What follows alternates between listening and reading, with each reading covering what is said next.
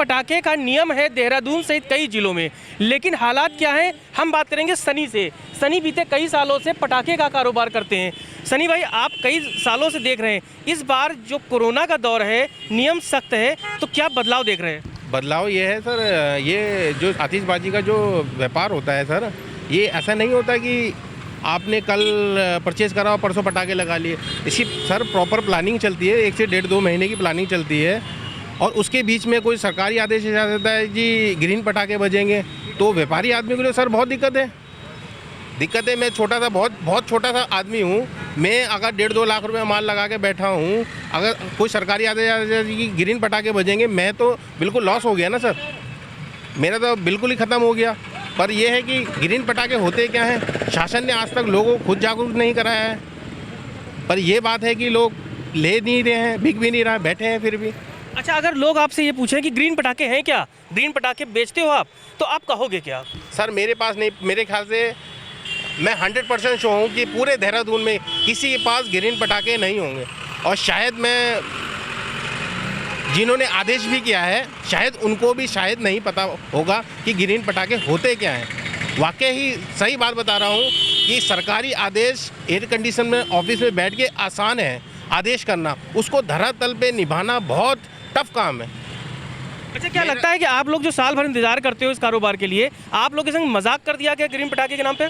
Sir बिल्कुल, हमको तो ऐसा लग रहा है, पर मैं सरकार का शुक्रगुजार हूँ कि सरकार यहाँ उत्तराखंड में कोई ऐसी सख्ती नहीं है कि ग्रीन पटाखे चाहिए, पर आदेश कर रहे हैं, लोग परचेज़ नहीं कर रहे हैं, थोड़ी दिक्कतें हो रही हैं, पर यह है कि थोड़ा बहुत तो झेलना ही पड़ता है।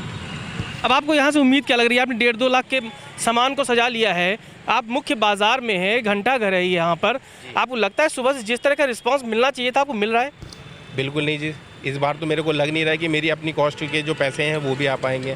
प्रॉफिट की तो बात ही बहुत दूर छोड़ी है, इस बार लोग खुद परचेज़ नहीं कर रहे हैं, लोग कोरोना वायरस के चक्कर में भी दूर है, और ये सरकारी आदेश आया है ग्रीन पटाखे, और टाइमिंग है इसमें 8 से लेकर 10 बजे के बीच में ही पटाखे फोड़ने, उसके बाद कोई फोड़ता गया उस पर तो सख्ती कानूनी कार्रवाई की जाएगी।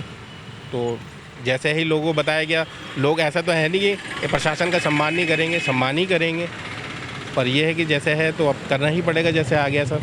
देखिए, ये सनी कई सालों से पटाखे बेच रहे हैं, इन्हें भी नहीं पता है कि ये दरअसल ग्रीन पटाखे होते क्या हैं। इनका ये कहना है कि ये मजाक है एक तरह से, क्योंकि पटाखों में कोई श्रेणी नहीं है, आतिशबाजी में कोई कैटेगरी नहीं है। यहाँ पर आपको आतिशबाजी के हर वो वैरायटी मिल जाएगी जो सामान्यतः हम आम दीपावली के पर्व पर जलाते थे। तो ग्रीन पटाखे हैं क्या, ये न जनता जानती है, न अधिकारी जानते हैं, और न बेचने वाले सनी जैसे पुराने लोग जानते हैं। आइए कुछ और लोगों से बात करते हैं कि इस दीपावली पर उनके लिए बाज़ार क्या हाल बयां कर रहा है।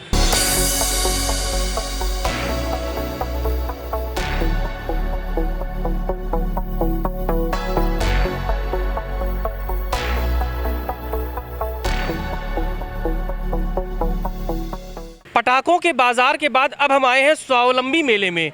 ये पहाड़ की महिलाओं द्वारा लगाया गया दीपावली के पर्व पर खास मेला है। हम बात करेंगे लोगों से। आप बताइए कि जिस तरह से दीपावली भी है, लोग शॉपिंग करने के लिए निकल आए हैं, हालांकि काफ़ी नियम कानून भी उनको मानना है। आपके इस बाज़ार में आपने क्या क्या पेश किया है? सर, हमने गोबर के दिए बनाए हैं, और हमने काफ़ी सारी चीज़ें हाथ से मेड इन इंडिया और वोकल फॉर लोकल को मद्देनज़र रखते हुए हमने हाथ से बनी हुई चीज़ें बनाई हैं। मोम के दिए बनाए हैं हमने, नमकीन बनाई है, कोदे की नमकीन बनाई है हमने, बाल मिठाई बनाई है, और अपने पहाड़ी उत्पादों को भी हम बेच रहे हैं इस मेले में। अच्छा, जिस तरह से लोगों का रुझान आना चाहिए, आपको लगता है जिस तरह से आप लोग उम्मीद लेके आ रही थी, कुछ ना कुछ कहीं ना कहीं कमी है?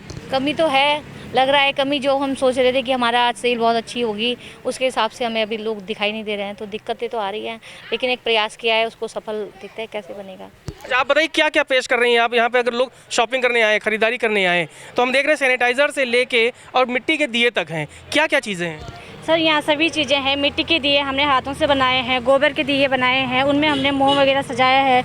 बाकी हमारे पास मालाएँ बनी हैं प्लास्टिक की, बैग से हमारे साथ जूट के बैग बने हुए हैं, काफ़ी सारी चीज़ें यहाँ पे। सर पहाड़ से दालें आई हुई हैं, दालें हैं हमारे यहाँ, जो भी चीज़ें मिलती हैं यहाँ पहाड़ की मिलती हैं। सर पहाड़ के लिए हम यहाँ काम करते हैं, पहाड़ की चीज़ों के। अच्छा, इस सब का मकसद क्या है? महिलाओं के द्वारा जो स्वावलंबी मेला लगाया गया, इसका मकसद क्या है?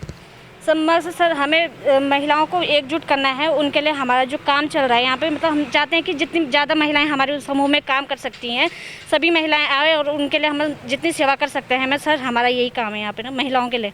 अच्छा, आप बताओ, स्वावलंबी मेले में लोग क्यों आए, उन्हें यहाँ क्या मिलेगा?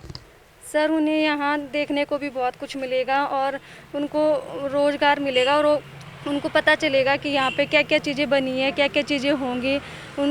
सर उनको उनके उत्साह बढ़ाने के लिए वो यहाँ पे आते हैं। देखिए, ये वो महिलाएं हैं जो स्वावलंबी बनने के लिए अपने हाथों से बनाए हुए प्रोडक्ट को आपके लिए पेश कर रही हैं। देहरादून में ये सचिवालय के सामने का ये छोटा सा प्रयास है।